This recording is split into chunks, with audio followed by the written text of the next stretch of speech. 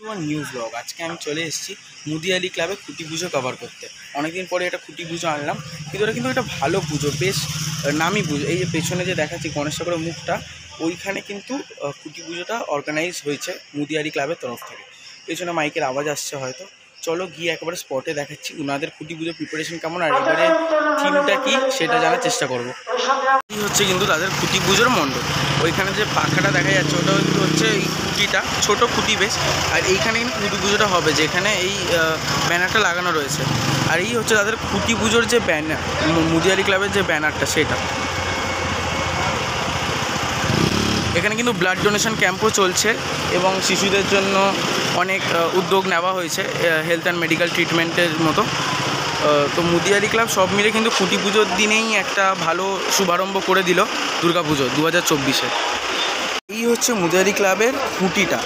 বেশ কিন্তু যদি লক্ষ্য করে দেখা হয়, বেশ কিন্তু একটা বাঙালিয়ানা ছাপ আছে খুঁটির মধ্যে।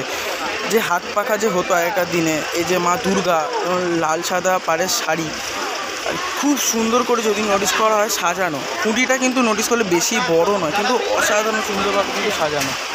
ঠাকুরমশাই কিন্তু পুজোর সামগ্রী সব রেডি করছেন, কারণ কি কিছুক্ষণের মধ্যেই খুঁটি পুজোটা স্টার্ট হবে। খুব সুন্দর করে খুঁটিটা সাজানো। খুঁটি পুজোর এখানে দেখাই, এখানে বড় করে ব্যানার আছে ই মাতৃ।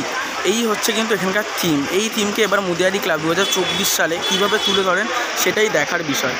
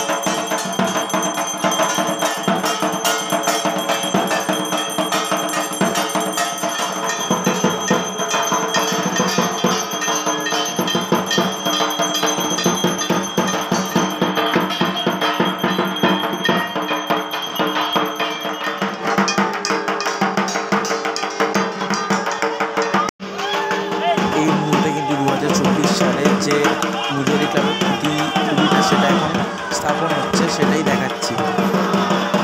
খুঁটিটা কিন্তু এই মুহূর্তে স্থাপন করা হয়ে গেছে। এবার কিন্তু সবাই নারকোল ফাটিয়ে 2024-এর দুর্গাপুজোর শুভারম্ভ করবে।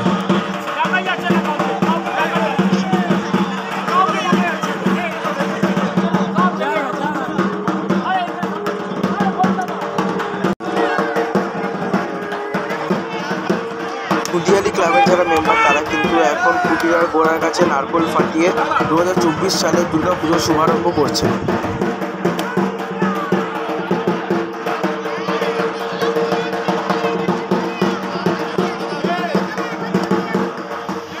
যেমনটা আমি প্রথমেই বলেছিলাম, খুব সুন্দর করে খুঁটিটা কিন্তু সাজানো হয়। যারা বাঙালিয়ানা ছাপ আছে কিন্তু এই খুঁটিটার মধ্যে, যেমন এই বাঙালির হাত পাখাটা, তারপরে এই মা দুর্গার মুখমণ্ডলটা, লাল সাদা শাড়ি এবং গাঁদা ফুল দিয়ে কিন্তু খুব সুন্দরভাবে কিন্তু সাজানো হয়েছে।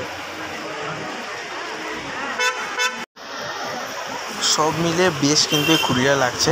চলো এবারে আর্টিস্ট বিমান সাহার সঙ্গে কথা বলে নিই। মুদিয়ালি ক্লাবে এবারও বিমানদা, এই বছর 90তম বর্ষে ইতিমধ্যে একটা ব্যানার দেখতে পেয়েছি ত্রিমাত্রিক, সেই ব্যাপারে তুমি কি বলতে চাই? ত্রিমাত্রিক কথা শব্দ অর্থটা আমরা সবাই জানি, 3 ডাইমেনশন। তো 3টে মাত্রা নিয়ে ত্রিমাত্রিকের মানে এটা পুরো ব্যাপারটাকে জানতে হতে পারে একটু অপেক্ষা করতে হবে। তো সময়ের সাথে সাথে আস্তে আস্তে পুরো ব্যাপারটাকে সবার সামনে তুলে ধরা হবে। মানে মুদিয়ালির পুজোতে যেমন দেখি একটা মানে অন্যরকম মাত্রা কিন্তু থাকে, তার সাথে সাবেকিয়ানাটাও থাকে।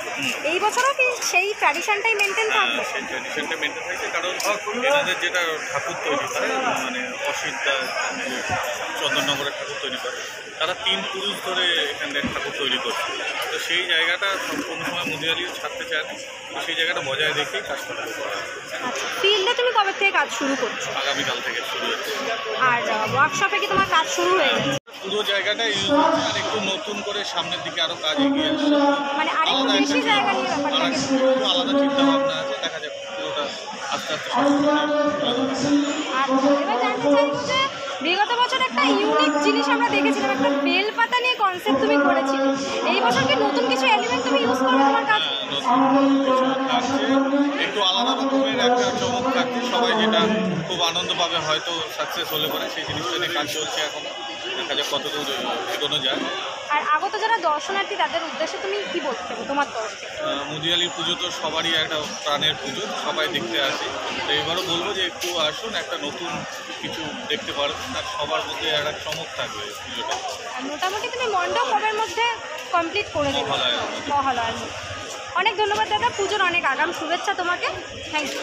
যেরকমটা আর্টিস্ট বিমান সাহার থেকে আমরা জানতে পারলাম যে এই বছরের যে এই মাত্রিক যে থিমটা, সেটাকে উনি মুদিয়ালি ক্লাবে এখানে সাবেকিয়ানা বজায় রেখে তুলে ধরতে চান। আগের বছর যেরকম তিনি একটা কনসেপ্ট এনেছিলেন, সেই বছরও সেরকম একটা কনসেপ্ট আসবে, কিন্তু অন্য টপিকে। তো সবাই খুব আমরা আগ্রহী এই থিমটা জানার জন্য।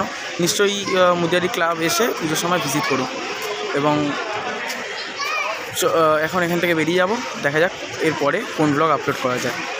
পরের ব্লগ মানেও কিন্তু কোনো দুর্গাপুজোর ব্লগ থাকবে না, লেটস সি কোন ব্লগটা আপলোড করা যায়। যে পেছনে খুঁটি পুজোর প্যান্ডেলটা, ওটা আমরা কভার করে এবারে আমি বাড়ি যাচ্ছি।